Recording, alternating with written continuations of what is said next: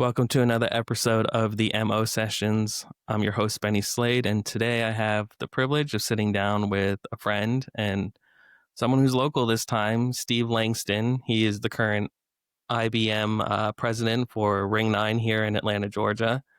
Steve, thank you for sitting down with me. Yeah, thank you for having me, Benny. I figured I'd start with the story, part of the reason of why you're here, of how I met you and the influence it had on me. Coming back into magic, it wasn't easy for me to go to a local ring. Well, actually, I didn't even know that a local ring existed here. Mm. So when I was getting back into magic, I was very hesitant based on just some previous friends saying a lot of crazy things about the IBM and the SAM and coming to the rings and the meetings. And so I had a buddy of mine say, go try it out, see how it is. And then it almost felt like going to an AA meeting, which is really interesting, which is a different topic for another time and not on this podcast. But and I went, and it was at a church, which I thought was very interesting because most magicians are not religious at all. Right. So I showed up, and you guys had this awesome, it was like a music room, I guess, or a choir room. And you guys went through your whole thing. And I don't mean, were you in a leadership role at that time, like right before the Yeah, I believe pandemic? when you first came in, I was the membership chairman Okay. of the. And so I sat there and I was like, this is interesting because everyone's kind of hesitant to show some magic. And there were a few people there who performed some things. And then there was an intermission, or maybe it might have ended, or I don't know what you guys call it. And then you were the first person, you kind of like side-eyed me when I sat down. Like, I think this is somebody new. So, and I was like looking around, and Chris said he was supposed to come that night and he did not. And a couple other people who were members then said they were going to, and they did not. So I was by myself, and you came up to me and you talked to me, and you were very kind to me. And, well, what kind of magic do you like? And, what do you do? And yeah, from then on, I was like, I like this guy.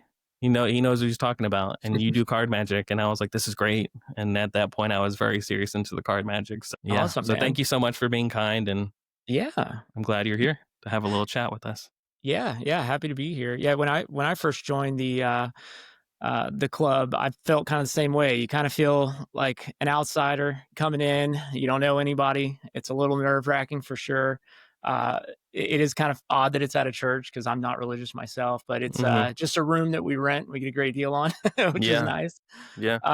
But yeah, it took me three meetings maybe before people even warmed up to me and started talking to me when I first joined. I almost didn't stick it out, but eventually made friends, and I decided when I got into leadership in any form that I wanted it to be as welcoming as possible. I didn't That's want people awesome. to feel out of place in any way. Mm-hmm. So yeah, absolutely. When I saw you come in, I knew I had to get to know you. Um, you know, in a lot of magic clubs, it's an older crowd, but we've kind of changed that at our club as best we can. And so I knew immediately when you were around my age that I wanted to make friends with you, and finding out you're into card magic was bonus. So Yeah, I'm really absolutely. glad we hit it off and have stayed friends. Yeah, absolutely. You also were an original supporter and member of the podcast when I started Mhm. it. You were very curious to what I was doing and Mhm. what happenings I had going on, and I think we had some good times. We also had a lot of bad times on the Discord and stuff back in the day, which was a learning lesson for sure. Yeah, this sport was So interesting. thank you for your continued support. And so, Absolutely, man. yeah. Yeah, I love hearing that, you're hitting out of the park with everything you're trying to do, man, and pushing magic forward. That's what it's all about, right? Yeah, I've kind of just decided to reframe it from the time I started the podcast until I let it, the way I say it, just kind of fall by the wayside, up until picking it up and looking at it and being like, there was something there, and putting it all together and kind of refocusing it differently, because my magic theory and politics and all that stuff have changed significantly. Mhm. So Mhm. it was about making magic better and how we can do that. And I felt like I had a platform to do that. So Absolutely. It's an yeah, awesome thing you're doing. thank you. I appreciate it. So let's start at the beginning. How did you get into magic? Was there a family member who showed you an effect? Was Mhm. there a trip to Disneyland Magic Store? What's your origin story? Oh man, probably like a lot of kids from the '80s, it was David Copperfield on TV, and those magic specials that would happen. I think like after Thanksgiving dinner and stuff, just about every year when I was growing up. You know, maybe 7, 8 years old, seeing Copperfield and just getting real into magic and being amazed. You know, I went and saw him live at the Fox when I was just a kid. Saw him fly over my head, you know, and I was hooked. And from that moment on, I wanted to get a magic kit or something every Christmas, every birthday, you know. And I think when I was maybe 10, me and a neighbor friend of mine, my age, we each got like magic kits for Christmas. And we loved playing with them, showing each other stuff, practicing. And my folks were like, you guys should put on a show. I'm like, oh gosh, okay. And they're like, go around to the neighbors and try and sell tickets, see if you can make some money. And so we went walked the neighborhood and sold tickets for like $2 a pop. Sold way more than people that showed up. Maybe they were just being nice. Right. But we put on a little 30-minute magic show in my backyard to 15 or so kids and parents, and we're hooked from that point on. I loved it growing up, but it was probably by the time I was in high school, or just before high school, I stepped away from magic almost entirely. Got into sports, played three-sport athlete in high school, and all of that, girls, whatnot. So it kind of fell to the wayside, and it wasn't until I started my career in 2005, the job that I'm still in today, is my day job. And a guy that I worked with just happened to be a magician, and he was really good. He would do a couple of side gigs, maybe two a year. I mean, but big time hobbyist and really good. And he fooled the pants off me with a bill change, and my head exploded. I didn't even think of a TT or any kind of Mm-hmm. method. It was there. It's changed. It's gone. I was floored, and I said, "You got to teach me this stuff." I was into magic as a kid. You got to show me what you're working with. And he kind of took me under his wing a little bit and mentored me for a number of years. And we did a lot of stuff together. And he just said, "Man, you're picking this stuff up quick." You know, showed me a few slides on cards, and he's like, "Yeah, these look smooth, man. You're picking this up. You could do this." And so at that point on, probably since '05, it's been an everyday thing. Really? So That's yeah. awesome. Do you feel like there's been a difference in your practice or progression in magic that you said, maybe I can start performing this live, or I can actually make this semi pro, or Yeah. So me and him, his name was Justin, and we would try to create things. It was the early days of YouTube, maybe '06. We started putting a couple things out there and got a good response. And we created a couple of effects. We created a website and we tried to sell a couple things and had a couple random sales. We didn't know anything from start to finish on how to promote or anything like that. And then one day our hard drive crashed. We lost everything, and that was the end of that business venture. uh, but that was sort of being a hobbyist and being a creator is sort of where that took off. hmm It wasn't until I joined the club that I really started getting my performance chops. The greatest thing about a magic club is being able to try things out, being able to be in front of a group of people and perform with, you know, with, with no pressure, basically. Things hmm can go wrong and it's not a big deal because these are all your friends, these are all your magicians. And so getting up and performing multiple times every month at the club really got me thinking that, hey, man, I could turn this into something. I could go out and perform. And, you just get a lot more comfortable doing that to where I said, let's try and get some gigs, set up a website. Let's make this into a real side business. And so from there, I just started doing, nowadays, I do a lot of corporate strolling stuff. I do very little stage, but I do a lot of parlor gigs, things like that, house parties and stuff. And man, I love it. I love performing. I got a gig next week and tomorrow, and another one next week. That's So awesome. I'm trying to do as much as I can, hopefully turn this into a full-time gig one of these days. But man, it is tough to think about giving up that paycheck, that guaranteed Yeah, paycheck. right. So I think that's everyone who has a steady job and is a magician, always the fear, yeah, that yeah. crossover. I know you kind of as a card magician, I guess in my mind, a cardician. Do you form anything, like, I'm curious to know, do you do coin work? Do you do Yeah, I sort of do it all these days. Definitely card magic was my first love and something that I put probably the most practice into and the most work into. But nowadays, when I'm actually out performing, if I'm doing a strolling gig, I will have maybe 5 card tricks that I do, and the rest is all kind of close up stuff. So I'll have maybe 3 or 4 sets, and each set will have maybe 1 card trick in it, and then it'll have an opener and a closer that are probably not cards. Um, I really have gotten a passion for close up these days. mm-hmm. I love using everyday objects, coins especially, rings, strings, you Yeah. name it. I love all of Magic nowadays to where I don't even practice my card Magic as much as I used to or should. Yeah. Gotten to the point where I feel like I've learned so much that I've focused more in on honing those workers in, Mm-hmm. honing in the things I'm going to do in my stage show or my parlor show or my strolling, and it's rare that I might find a piece to swap something out with, Yeah. even with all the new stuff that comes out these days. Yeah, Um, 100%. I think from I primarily started in card magic, and probably about a year ago, I just decided I kind of hit a not a wall with card magic, but it's like I kind of learned everything I wanted to learn, and I am using what I want to use.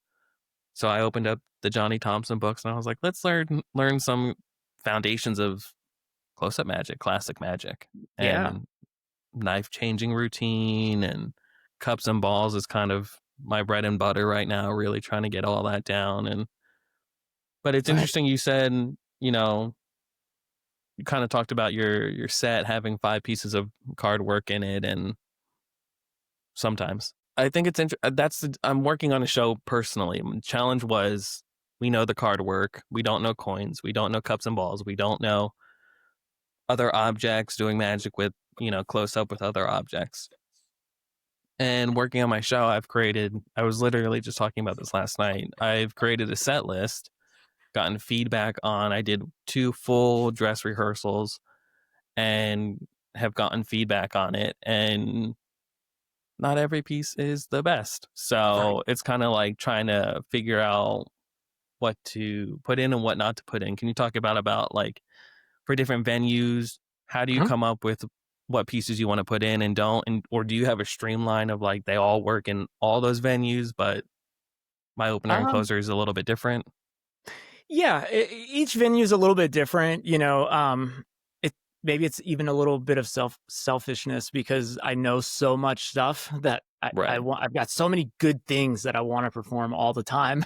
you know, sure, my strolling stuff would work in a close up like parlor situation or house party or something like that, but I know all these other cool things. So what I'll right, do is I'll kind of hone in my 4 or 5 sets of strolling, and then I'll try to say, let's not use any of these things and build another show right, of a close up parlor.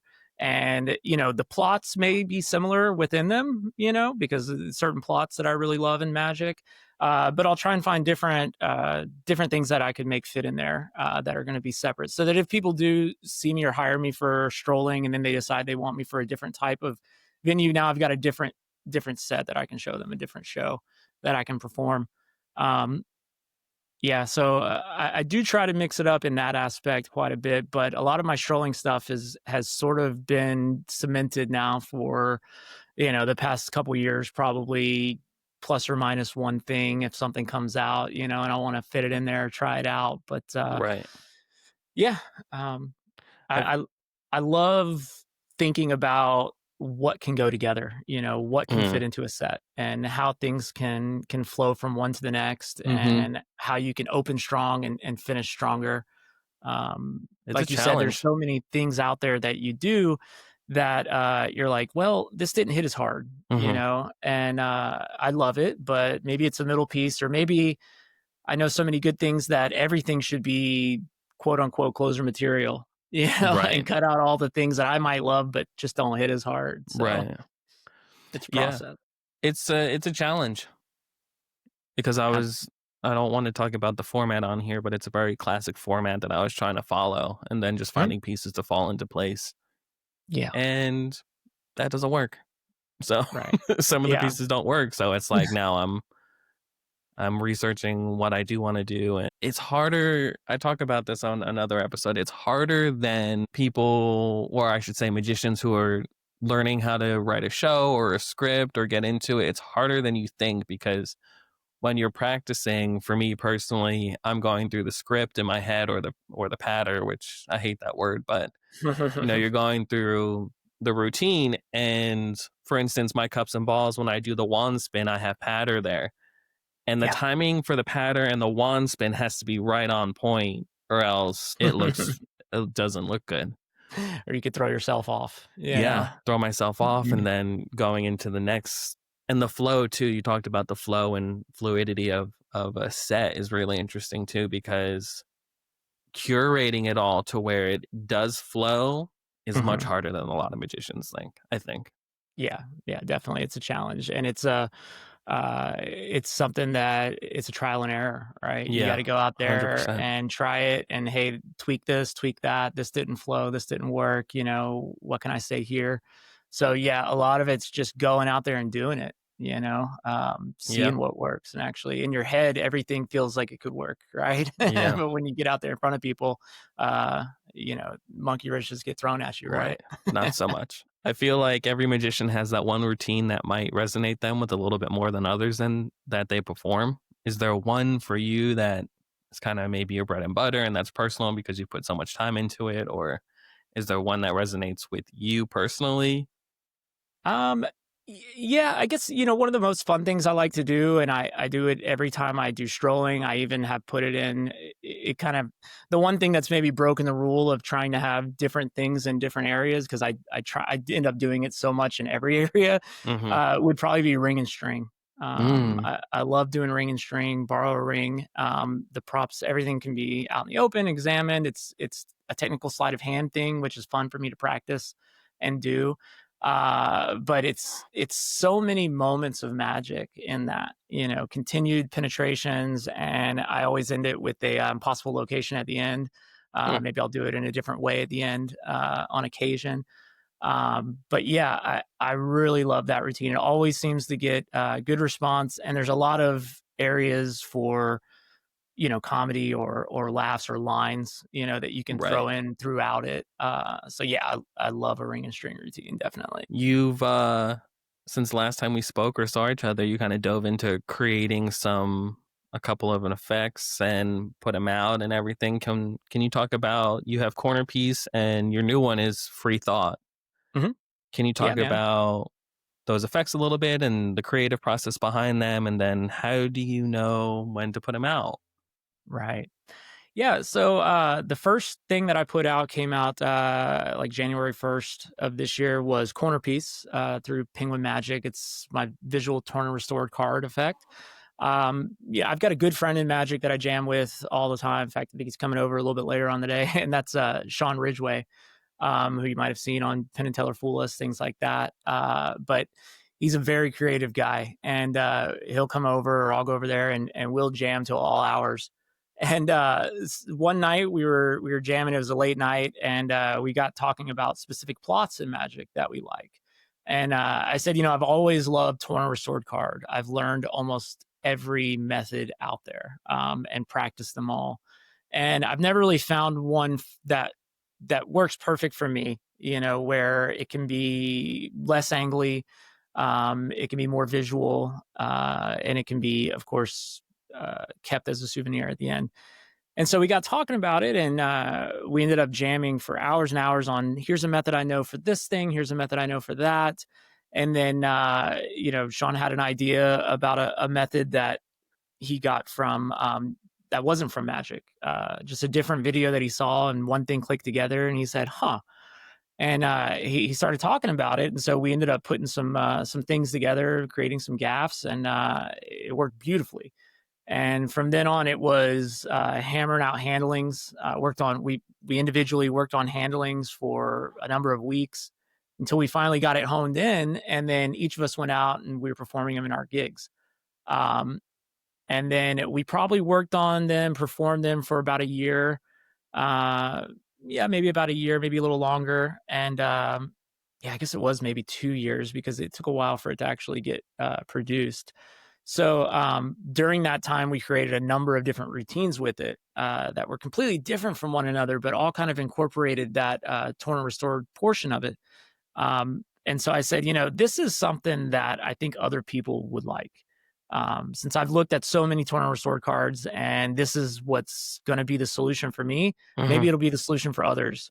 And so it was at the IBM convention in Atlanta like 3 years ago. I went and saw Eric Tate there. And I didn't know him, never met him, but I pulled him aside in a little corner of the hallway, and I said, "Hey, buddy, I got this torn and restored card that me and my friend came up with. We've both been using it, getting great reactions. People love it. We love doing it. Maybe it's something you guys might be interested in." And he said, "Yeah, show it to me." And I showed it to him one time, and he goes, "Oh man, can I film this? I got to send this to the guys at Penguin. This is awesome. I love it." Like he was hyping me up on it. I didn't even know it was that good. He was really hyping me up on it. And I'm like, yeah. So he filmed it. He shot it over to the guys at Penguin, to Sean and Nick, and they got back to him pretty quick and said, "Yeah, we really like this. Let's work on something together." And that's when Eric put me together with Sean, who does all of the talent signing and things over there at Penguin, and ended up doing a deal. And it was maybe 6 months or more after that, sometime last March, they flew me and Sean out to Ohio and took us out to the bars and showed it to a lot of people and took us in studio and filmed it.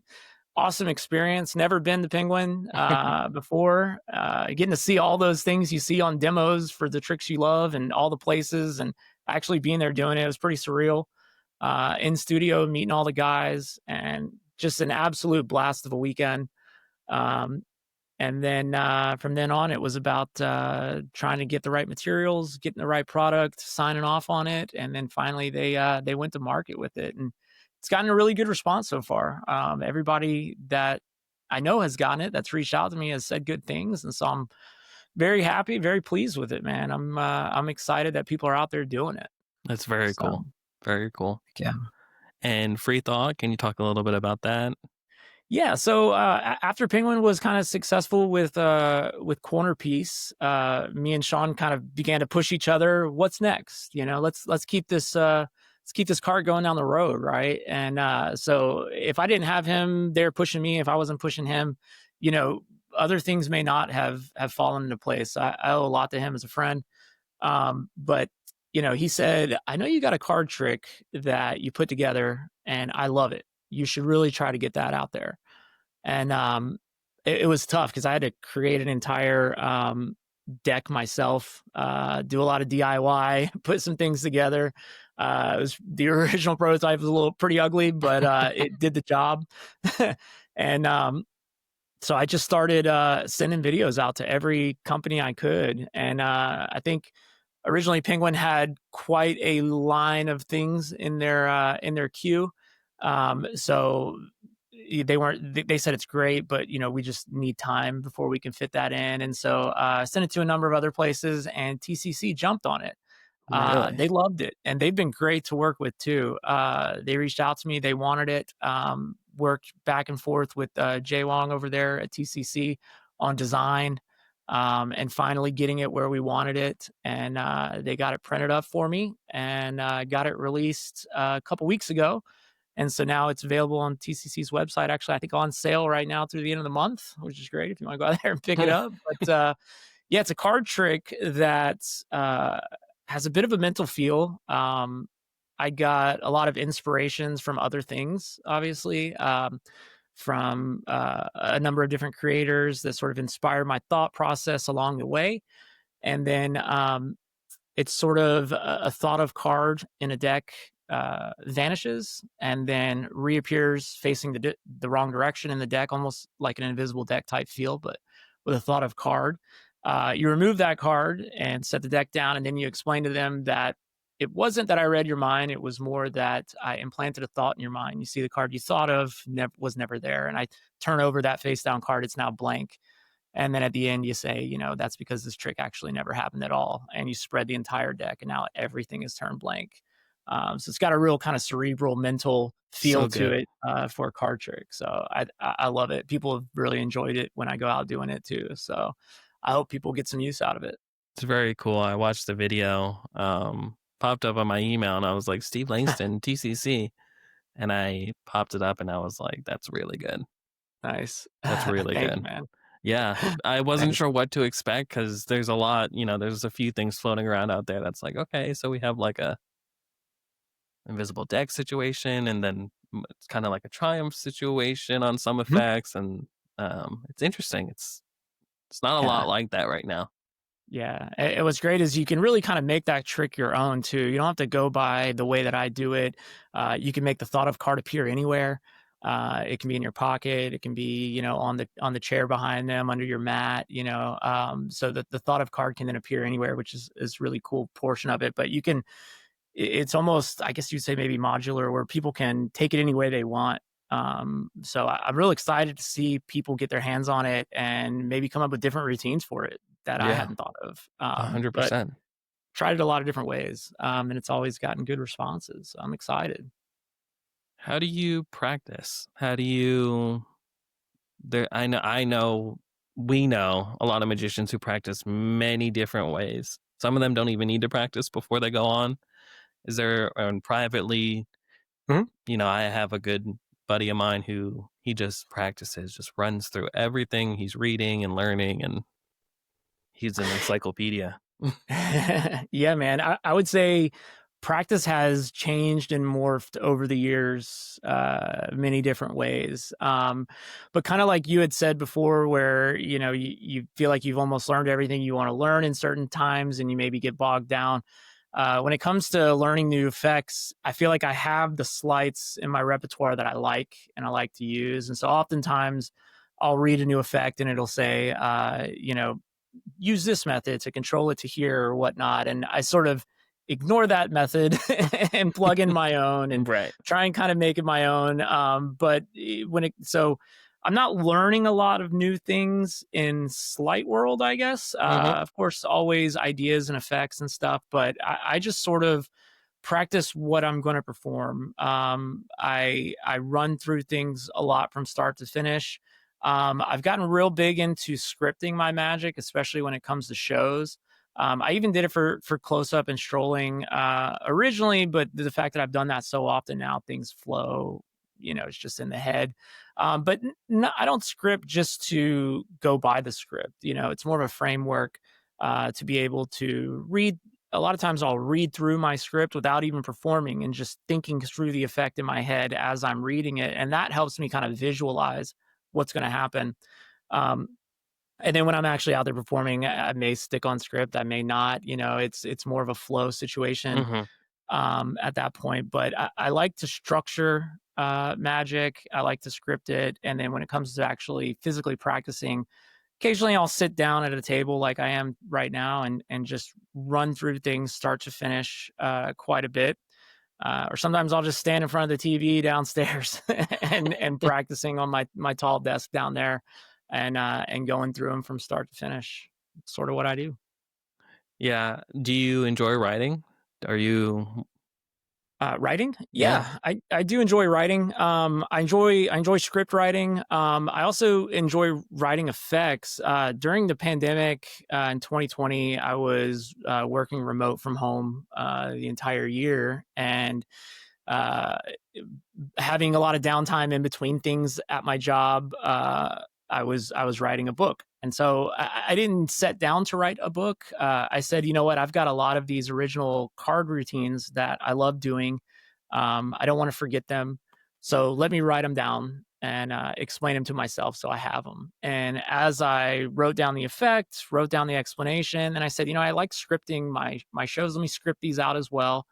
I wrote out the scripts and things. And then before I knew it, I almost had a complete book that Wow. was written I didn't at know that that. point. So I had 20 something effects written down, you know, hundreds of pages. And I said, wow, maybe I can produce a book one of these days. And that was before I had released anything. I hate to say that now I'm back in the office. That book has kind of fallen by the wayside. Every time I open it to edit it, I get super self-critical of myself, which is a hard thing to Yeah. get over. You know, you want it to be perfect, and it's tough to reread a book over and over again to edit. Right. But I definitely do hope to put that out one day, or at least a portion of that out here pretty soon, and kind of keep riding that wave. But yeah, I really do love writing when it comes to magic, for sure. It's very cool. I find myself, I've always loved writing, but I find myself as I'm diving more into this and working on some other non-magic projects, writing is almost therapeutic. Yeah, it definitely can be. And I think I maybe have read one of your short stories or something that you had put out a couple years Yes. ago. Yeah, so Yes. that's really cool. Yeah.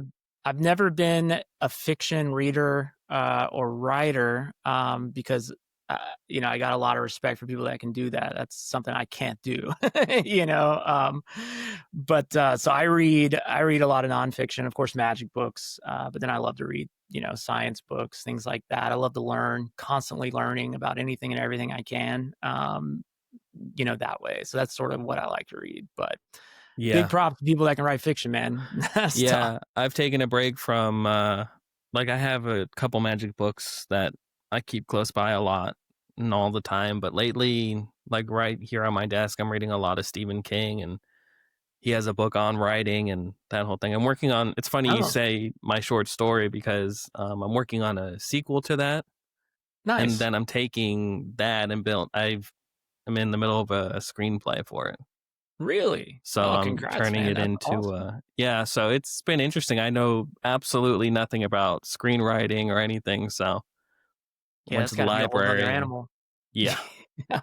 you gotta have like a certain program to get the format and everything. And um yeah, I was talking to a buddy of mine and he's like, you know, you can definitely turn that into, you know, a whole universe because there's characters in there, and Yeah. I had zero intention of that. I was literally, you know, I love Halloween. This season is my favorite. I got married around this time, and horror movies is my bread and butter. So I wrote the short story and had it revised once and put it out, and a lot of people liked it. I was actually really surprised by that. Yeah, I enjoyed it, man. Yeah, I love Halloween's second favorite holiday. So, Do you do any sounds so bad. I'm sorry to say this on the podcast. As we go into the Halloween season, do you have any like effects that you put a Halloween theme to or anything like that? um, That's so bad to say. not so much. No, I mean, there's, you know, certainly around this time you pull out some of the things that sort of fit that theme, I guess Mhm. you'd say. But no, not really. I don't try to design just a Halloween type show. I'll just throw a few extra things, maybe some levitation type stuff in there, That's you know, cool. manipulate or things moving around, you know, things like that, or a little more mental flair into things around that time for sure. That's cool. We'll segue into the IBM. I kind of want to talk to you about. I didn't realize you were membership chair when I met you, Yep. or so Yep. That now was my your first. leadership role has changed. Talk to me a little bit about that, how that kind Sure. of came about, and Yeah, man. So we've got a great ring at Ring 9. I mean, I think we've had more IBM presidents come out of Ring 9 than any other ring. The current IBM president for international is part of my ring as well. And I mean, we've got 120 or so members. We get huge turnouts. It's a lot of fun now. It's really evolved since I first got into it with our club. But I was membership chair for a year, helping to kind of try and bring back some of the youth into the club. You know, I say youth, but youth at a Magic Club means 40 and under probably. But we've done a really good job of doing that when I was membership chair, and then from then I got elected as vice president, and I did 2 years as VP under Eric Schuster's administration, I guess you'd say. And that was a lot of fun. We really wanted to revamp the entire club atmosphere. We wanted more performing. We wanted more inclusivity. We wanted it to be open and comfortable for everybody there, and we wanted retention. We wanted to retain members, and it's fun to make friends, right? And we've created a lot of different things within the club. We've got our upcoming auction and flea market this month that we do every year. I created a book club within the club, which has been a lot of fun. And we do outside meetups all the time, things like that. But I did 2 years as VP. That was a lot of fun. We even created a members only podcast that we did, teaching tricks to each other, where we did like 52 episodes of that, and that's for our members, and a lot of content on the website, revamped the website and stuff. Then I became president. This is now my second year as president. So I've been in leadership a long time now, and I feel like we've grown. Everybody seems to have a lot of fun. It's become kind of a second family for me, man. I love these guys that I get to see all the time on a regular basis. Atlanta's got a great Magic scene. And it's always growing, and we're always trying to get more people involved. And I really love doing it a lot. Absolutely. What's been the most rewarding or fulfilling part about being, maybe not in each role, but just in general, Sure. your leadership with the IBM? So when I became president, I sort of had three main things that I wanted to sort of attack throughout the year, and that was growth and retention and membership, which I feel like we've done a really good job of, constantly growing every year. Super proud of that. I also wanted to create a community committee, because we have so many great people in our club, and there's a lot of great things we can do for our community, and give back. And I think that's a great thing to be able to do. And so in creating the community committee, I wanted to find opportunities to help other maybe nonprofits and things throughout the area. And if all we can give back with is Magic, let's do it, or any other ways we can think of. But we were able to put on shows for the Children's Healthcare of Atlanta and Children's Hospital, and do a few shows for them to help their fundraising needs that we did, pro bono. And a lot of our members stepped up to be able to do those sorts of things. We're doing a few of those this year as well. We did with the an organization for battered women. And we've been able to put on a few shows to help them fundraise more. And it feels really good, man, to give back and to be able to grow the community that you live in for the better in any way that you can. And Magic really makes people happy, so I'm super proud of that. And then sort of the third prong I wanted to do was fundraising for the club. I want longevity within this club. I want it to live on. Our club is coming up on the 100-year mark next year, so we will be a 100-year-old club at that point, which is really awesome. And I want the club to continue to live on. So the community things help to get sponsorships for the club as well, which is great. So everything sort of plays off one another, building that membership to have that longevity, bringing that average age down a little bit, and getting the youth involved. We've got some really young members too that are going to be the future of Magic, I think. And so I think we're in a really good place right now. I'm really excited about where I'm going to leave things when my term is up. Yeah, since I stopped going, it seems like it's grown so much, like to an impressive point where I'm just like, they're really got the idea of what they wanted it to be, and they focused on reaching their goals. And it seems like you guys are really having that come into fruition. So that's great. Yeah, thank you, man. That's Thank you. great. I'm glad it's getting seen out there, because it's been a real love and passion of mine the past 5 years now that I've been in leadership. So Do you guys have a lot of younger magicians who are coming in, or Yeah, we do. We've got at least a handful of teens probably that are in there every month performing, getting better every day. I love to be able to kind of take people under, I guess, like, sort of under my wing and lead them and mentor them as much as I can and help them out. And that's been a whole lot of fun. We do magic meetups outside of the club meetings once a month as well, where a lot of those guys and a lot of the kids come to learn. And they're great, man. They're going to be really good one of these days, and I'm real excited to see the future of the club because of these kids that we've been able to bring in there. yeah, absolutely.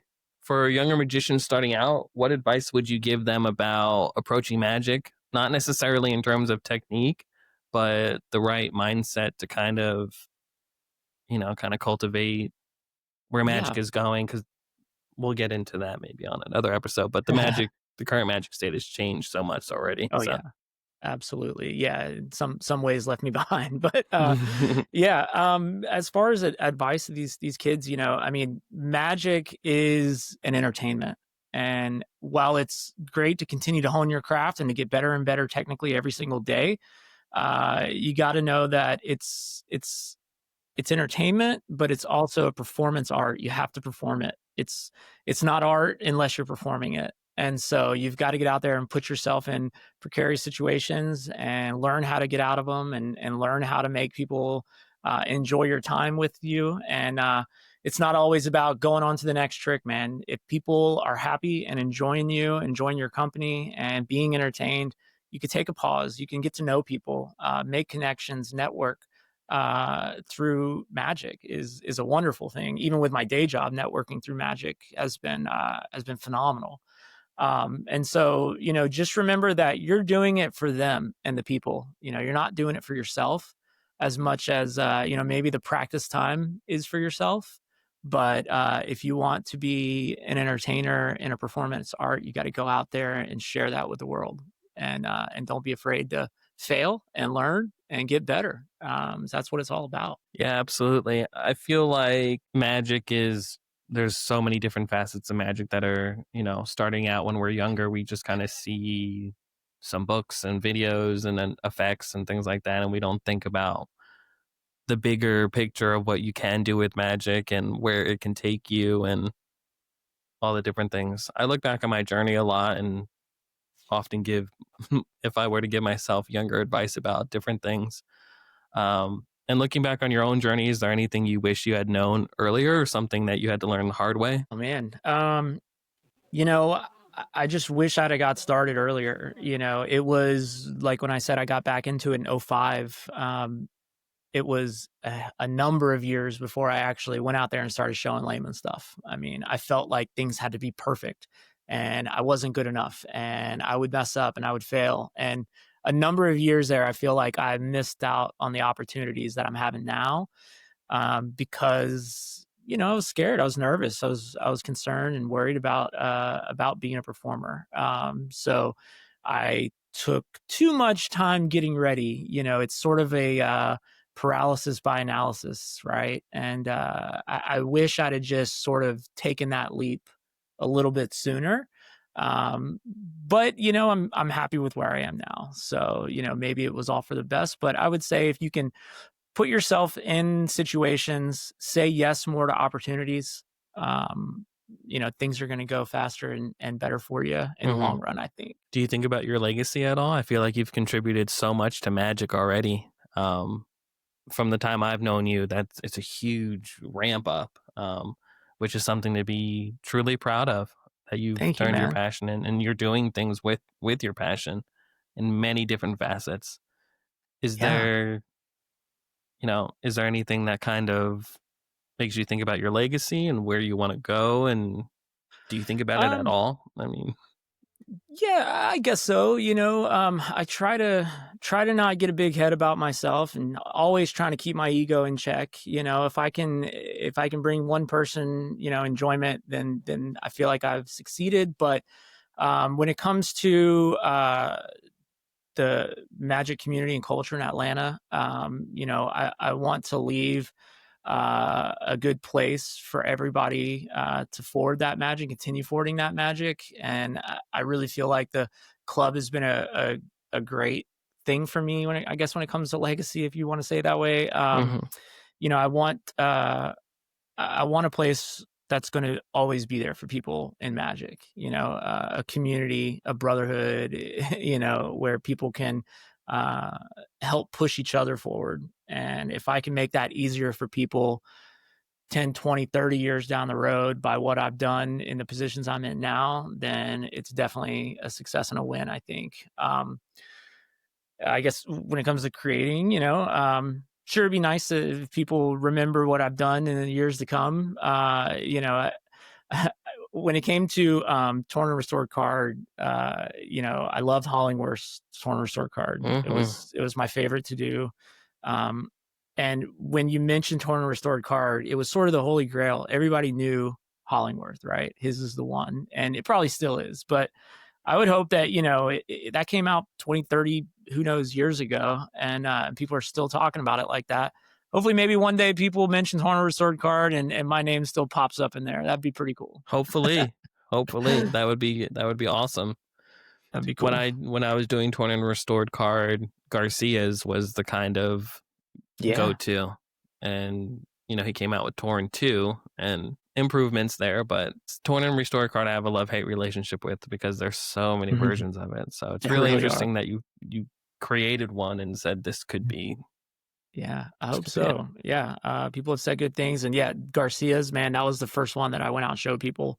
I mean, I did that all the time Hmm. until I worked up enough practice time to actually get that knuckle busting Guy Hollingworth version down, and then that sort of became my go-to until this. But yeah, a lot of people have said this is their answer to it, and hopefully that rings true in the future and years to come. So it's exciting. Absolutely. Starting to wrap up, do you have any philosophies or particular teachings that kind of help you or guide you through your magic or in life in general? Gosh, that's tough.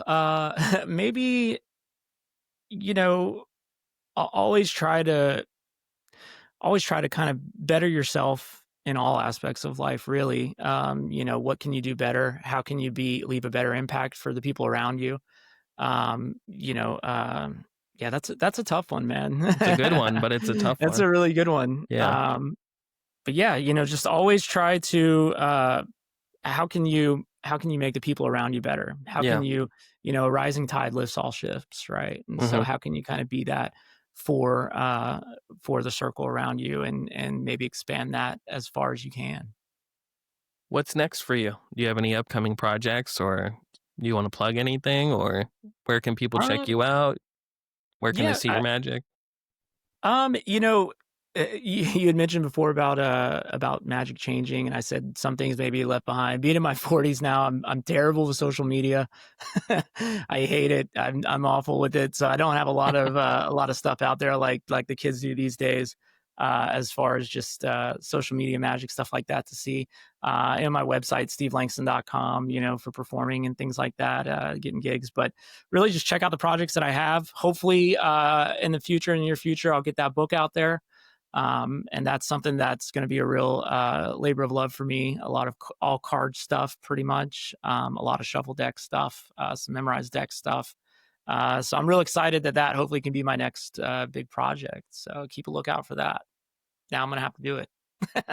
The last question I'll have for you and then we'll sign off here. Yeah.